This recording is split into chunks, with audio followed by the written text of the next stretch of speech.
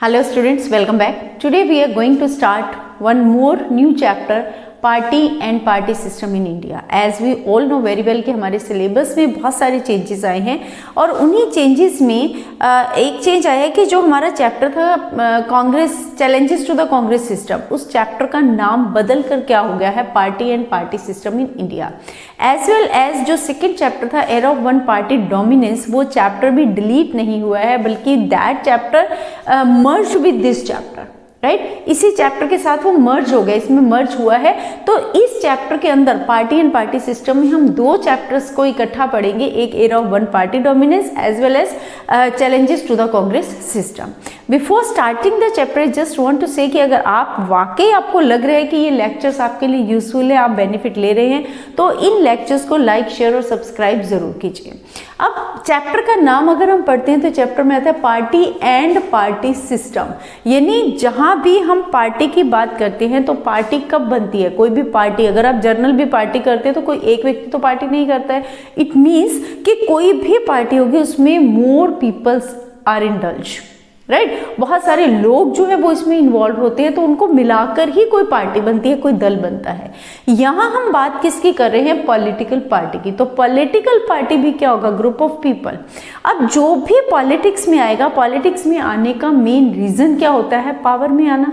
और पावर में आने के लिए क्या करना पड़ता है, इलेक्शन लड़ने पड़ते हैं, इलेक्शन में जीतकर गवर्नमेंट का हिस्सा बनते हैं और पावर में आते हैं, राइट तो अगर हम बात करें कि व्हाट इज पॉलिटिकल पार्टी है, इसकी डेफिनेशन क्या बनेगी, तो we can say that a group of people who come together to contest elections and hold power in the government. जो इलेक्शंस लड़ते हैं, चुनाव लड़ते हैं और जीतने के बाद गवर्नमेंट बनती है, और जो गवर्नमेंट बनती है, जो रूलिंग पार्टी होती है, उसमें उन्हें पावर, वो लोग पावर में आते हैं, राइट।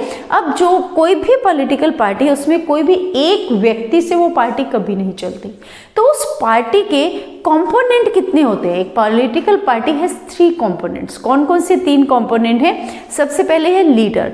एक पार्टी तभी अफेक्टिव ढंग से काम कर सकती है अगर उसका जो लीडर है वो अफेक्टिव होगा, अगर उसके लीडर में बोलने की क्षमता होगी, यानी वाक चतुरता जिसको हम कहते हैं, राइट तो उसमें अगर उसके पास शब्दों का भंडार है, अगर वो ऐसे शब्द बोल सकता है, ऐसी भाषा का यूज कर सकता है जो सुनने वालों को इम्प्रेस करे, यानी उसको सुनकर ये लगे कि हाँ जो भी ये व्यक्ति कह रहा है वो बिल्कुल ठीक कह रहा है, अगर उसका लेक्चर ऐसा है, अगर उसकी पर्सनैलिटी ऐसी है, राइट तो वो क्या होता है, वही लीडर वो जो है अपनी पॉलिटिकल पार्टी के लिए डिसीजन लेता है, रूल्स बनाता है, रेगुलेशंस बनाता है, क्या प्रोग्राम करने हैं, कौन सी पॉलिसीज बनानी है, ये सब कौन डिसाइड करता है, लीडर।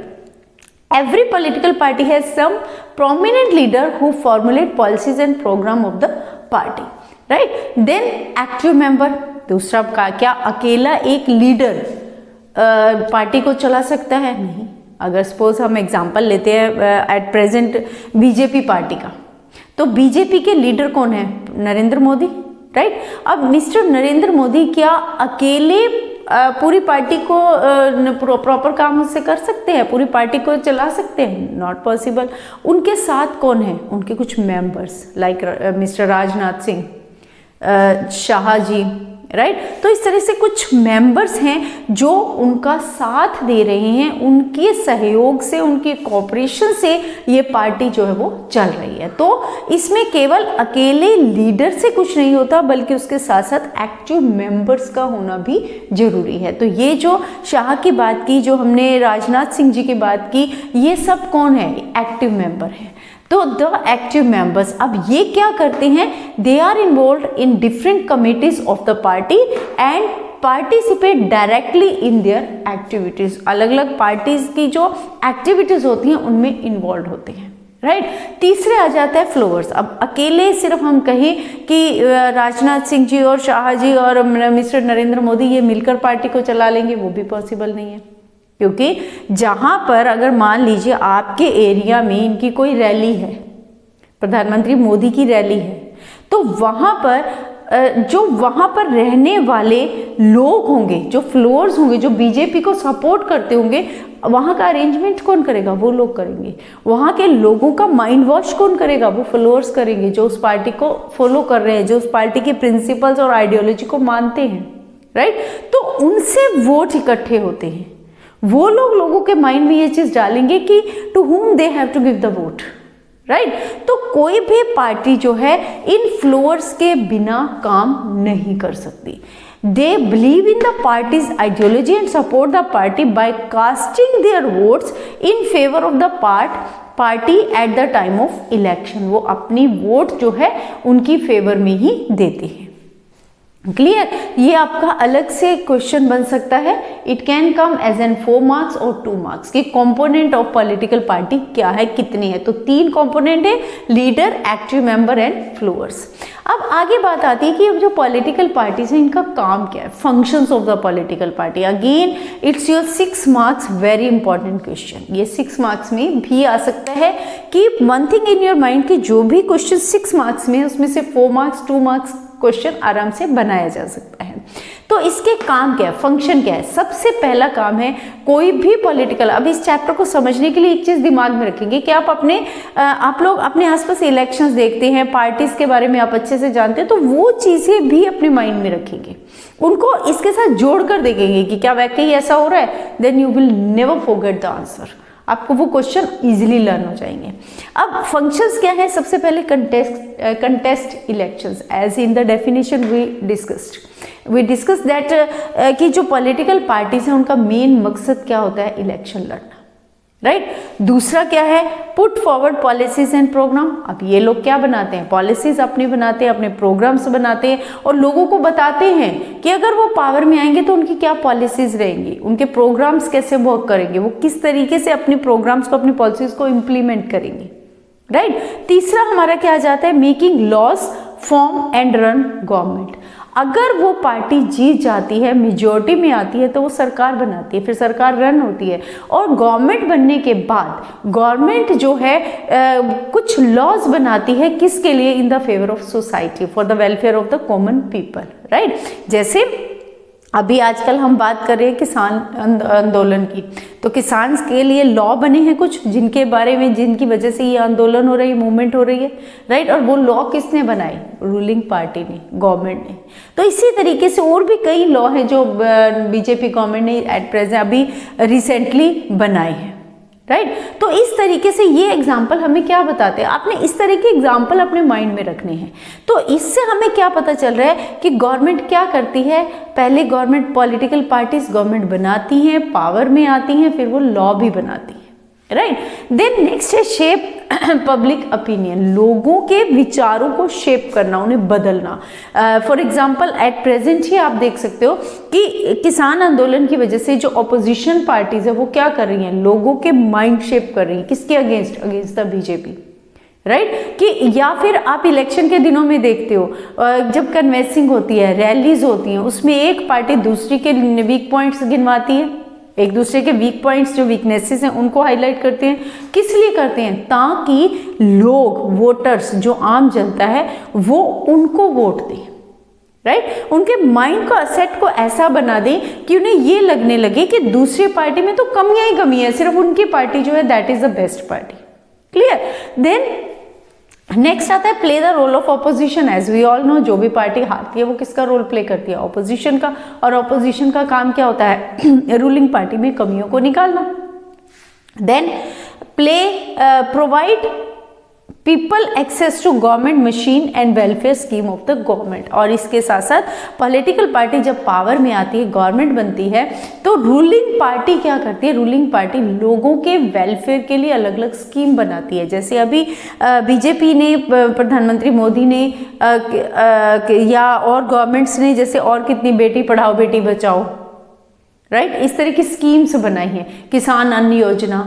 तो ये सारी क्या है, सोशल वेलफेयर स्कीम्स है जो अलग अलग पार्टीज अपने समय में बनाती हैं, किसके लिए, लोगों की डेवलपमेंट के नाम पर बनती हैं, लेकिन और किस लिए बनती हैं, ताकि आम लोग उनकी फेवर में रहें, नेक्स्ट इलेक्शन में भी लोग उन्हें चुने, लोगों को ये विश्वास हो जाए कि ये पार्टी उनके लिए सही काम कर रही है, राइट। अब ये तो हो गए functions of the political parties. Clear. अब नेक्स्ट फिर बात आती है कि जो ये पार्टी सिस्टम है ये कितनी तरह का है। पार्टी सिस्टम 3 टाइप्स का होता है। कौन कौन सा पार्टी सिस्टम होता है, एक one party system, two party system, multi party system. Clear? Okay, अब party one party system as its name indicate कि वन पार्टी ही है, एक ही पार्टी, उसको कंपटीशन होगा ही नहीं, कोई कॉम्पिटिटिव होगा ही नहीं, राइट? तो ये कौन सी है? No competition in this system. The non party nominates a candidate and the voters have only two choices. जो एक पार्टी वही अपने कैंडिडेट उतारती है, भाई ये कैंडिडेट है, इनमें से बताओ आपको कौन सा सेलेक्ट करना है। अब ऐसे में जो आम लोग हैं, जो वोटर्स, उनके पास कोई ऑप्शन नहीं है, उनके पास सिर्फ दो ऑप्शन होते हैं। एक ऑप्शन होता है कि वोट ही ना करें, not to vote at all. दूसरा ऑप्शन क्या होता है? राइट येस और no against the name of the candidate, कि वो कैंडिडेट को चाहते हैं या नहीं चाहते, राइट? देन इस तरह का जो सिस्टम है कहां पर है, कौन सी कंट्रीज में है? Mainly it is popular in communist country, जो कम्युनलिज्म को मानते हैं, कम्युनिस्ट कंट्रीज में है। कौन? Like China, Korea, Cuba, right? ये आपसे 1 मार्क क्वेश्चन में क्वेश्चन आ सकता है कि आपको ऊपर क्वेश्चन दे दे कि इन जो कंट्रीज हैं इनमें कौन सा सिस्टम है, या इनमें से किस कंट्री में वन पार्टी डोमिनेंस सिस्टम है। Anyway 1 mark question can come in MCQ form. Clear? तो वन पार्टी, माइंड में सिर्फ वर्ड का मीनिंग रखना है। वन पार्टी यानी कितनी पार्टीज होंगी? सिर्फ एक ही पार्टी होगी, कोई कंपटीशन ही नहीं होगा। सेकेंड है टू पार्टी, फिर से इसके नाम ही हमें क्या बता रहा है? टू मीन्स दो, यानी कितनी पार्टीज होती है? Only two parties. Power shift between two major dominant parties to win elections, the winner has to get maximum number of votes. इसमें मेजॉरिटी प्रूव करने की जरूरत नहीं होती है, क्योंकि मेन डोमिनेटिंग टू पार्टीज होती हैं जो इलेक्शन लड़ती हैं, और उनमें से किसको ज्यादा वोट मिले वही जीत जाता है। तो मेजॉरिटी का तो सवाल ही नहीं उठता, बस नंबर ऑफ वोट्स जो है वो ज्यादा होने चाहिए। फिर इस तरह की जो पार्टी सिस्टम है, supporters of this system believe that this prevent danger of fragmentation and the government can run smoothly. इनका ये मानना होता है कि इस तरह के पार्टी सिस्टम में पार्टी जो है, गवर्नमेंट जो है वो कभी डिवाइड नहीं हो सकती है, और दूसरा वो लॉन्ग टर्म भी चलती है, और इसमें स्मूथ चलती है, लंबे समय तक चल सकती है। For example USA, right? Britain और कनाडा और यूएसए जो है, ये क्या है? आपके डिफरेंट एग्जांपल्स हैं जहां कितनी तरह की है टू पार्टी सिस्टम होता है, राइट? तीसरा हमारा आता है multi party. As again word का मीनिंग ही हमें क्या बता रहा है? मल्टी का मतलब क्या है? मोर देन टू, बहुत सारी पार्टीज होती हैं। तो वो सिस्टम कहाँ है? हमारे इंडिया में है, जहां पर बहुत पार्टी होंगी, दो से ज्यादा, जहां मिनिमम 3 होंगी, 3 या 3 से ज्यादा पार्टीज होंगी, तो वहां लोगों के पास क्या होता है? चॉइस होती है, वहां कंपटीशन होता है। क्लियर? तो मल्टी पार्टी सिस्टम जो है, 3 और more parties, when no party gain majority, कोई भी पार्टी अगर मेजोरिटी में नहीं होती तो क्या होता है? देन अलग अलग, जैसे सपोज मान लीजिए ABCD, अलग अलग कितनी सारी पार्टीज ने इलेक्शन लड़े, राइट? लेकिन उनमें ABCDE कोई भी पार्टी मेजोरिटी में नहीं आई, तो क्या करेंगे? 4-5 पार्टीज मिलकर आपस में अपनी मेजोरिटी प्रूव करेंगी, और कौन सी गवर्नमेंट बन जाएगी? कोalition गवर्नमेंट। क्लियर? तो ऐसे में अगर कोई भी पार्टी मेजोरिटी नहीं लेती है तो कौन सी गवर्नमेंट बनती है? Then form a coalition government. इस तरह का क्रिटिक्स ये मानते हैं, जो इस मल्टी पार्टी सिस्टम की आलोचना करते हैं, उनका ये मानना है कि इस तरह का पार्टी सिस्टम लंबे समय तक नहीं चलता, उसमें इंस्टेबिलिटी रहती है, कि जरूरी नहीं कि वो अपना 5 ईयर का टाइम पूरा करें, कई बार बीच में ही दोबारा से इलेक्शन करवाने पड़ते हैं, राइट? इसका बेस्ट एग्जाम्पल क्या है? इंडिया। क्लियर? तो ये क्या है आपका अलग से डिफरेंट पार्टी सिस्टम, कितनी तरह के? Again it can come in 4 marks, right? 1 party system, 2 party system, multi party system. Clear? अब इसके बाद बात आती है कि जो ये पॉलिटिकल पार्टीज हैं ये कितनी तरह की होती हैं। यहाँ हमने बात की है पार्टी सिस्टम कितनी तरह का होता है। अब हमारा नेक्स्ट क्वेश्चन क्या बन रहा है? Types of political parties. Mainly political parties कितनी तरह की हैं? 2। कौन कौन सी हैं? 1 is national party, second 1 is state और रीजनल पार्टी। नेशनल पार्टीज कौन सी होगी? जो नेशनल लेवल पर काम करती हैं, पूरे इंडिया में जो इलेक्शंस लड़ती हैं, पूरे इंडिया के लिए जो सेंट्रल गवर्नमेंट बनती है, वो कौन सी पार्टीज होती है? National parties, right?